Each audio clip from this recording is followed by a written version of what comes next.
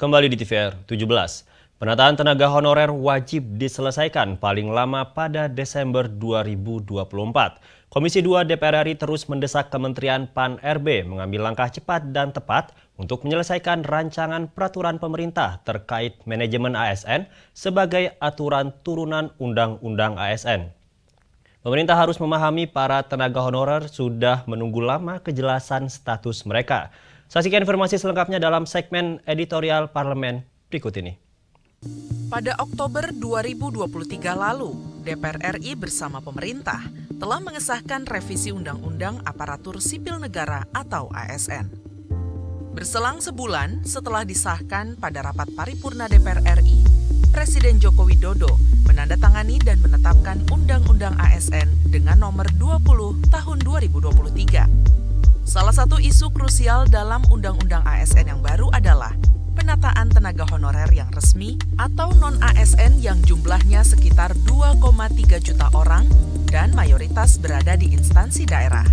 Penataan tenaga honorer wajib diselesaikan paling lama pada Desember 2024. Berdasarkan itu, anggota Komisi 2 DPR RI mendesak Kementerian Pan-RB mengambil langkah cepat dan tepat untuk menyelesaikan rancangan peraturan pemerintah terkait manajemen ASN sebagai aturan turunan Undang-Undang ASN. Kementerian Pan-RB dan BKN harus menindaklanjuti kesepakatan dengan Komisi 2 DPR RI untuk memberikan kemudahan yang berpihak pada tenaga honorer diangkat menjadi P3K. Misalnya, pengangkatan tenaga honorer dengan kriteria tertentu tanpa melalui proses seleksi. Bisa juga jalur khusus pada seleksi P3K yang memisahkan tenaga honorer dengan pelamar umum.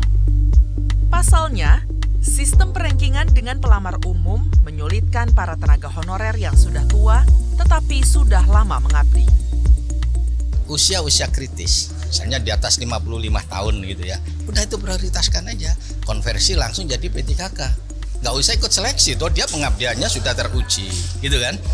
Bidangnya juga sudah dikuasai, ngapain harus ikut seleksi? Terus seleksinya itu kalau pendekatannya pakai formalitas ya sudah, masa pengabdiannya itu dinilai sebagai bukti bahwa dia sudah layak untuk dikonversi langsung otomatis jadi P3K. Itu bisa cepat. RPP Manajemen ASN yang sedang disusun Kementerian Pan-RB belum memenuhi seluruh kebutuhan tenaga honorer, terutama yang sudah lama mengabdi. Pengaturan tentang P3K penuh waktu dan paruh waktu juga belum jelas dan substantif. Pemerintah harus memahami, para tenaga honorer sudah menunggu lama kejelasan status mereka.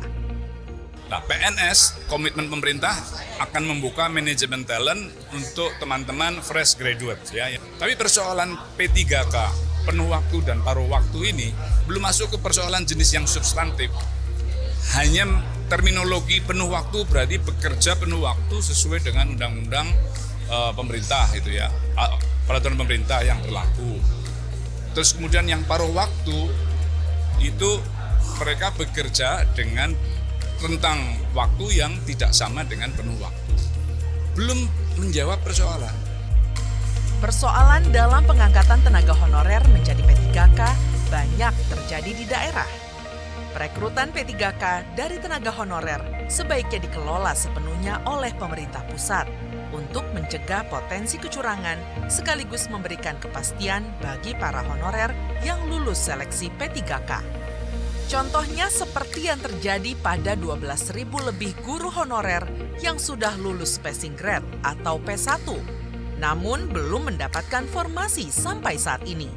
Kebijakan pemerintah pusat yang tidak terkoordinasi baik dengan pemerintah daerah menjadi salah satu penyebabnya. Di sisi lain, sistem pendataan dan sistem perekrutan juga ikut menyebabkan pengangkatan tenaga honorer menjadi P3K bahkan setelah lulus seleksi bermasalah.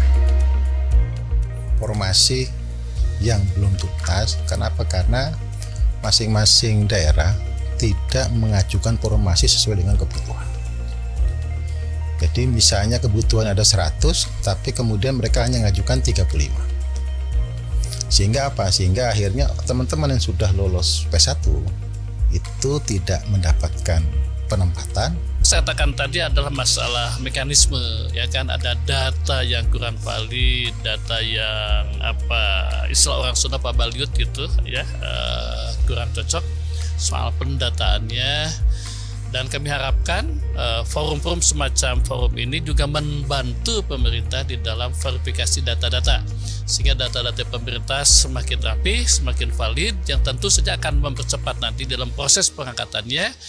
Pemerintah pusat melalui Kementerian Pan-RB, Kemendagri, dan Kementerian Keuangan diminta saling bersinergi agar penyusunan dan implementasi aturan-aturan turunan terkait manajemen tenaga honorer berjalan selaras.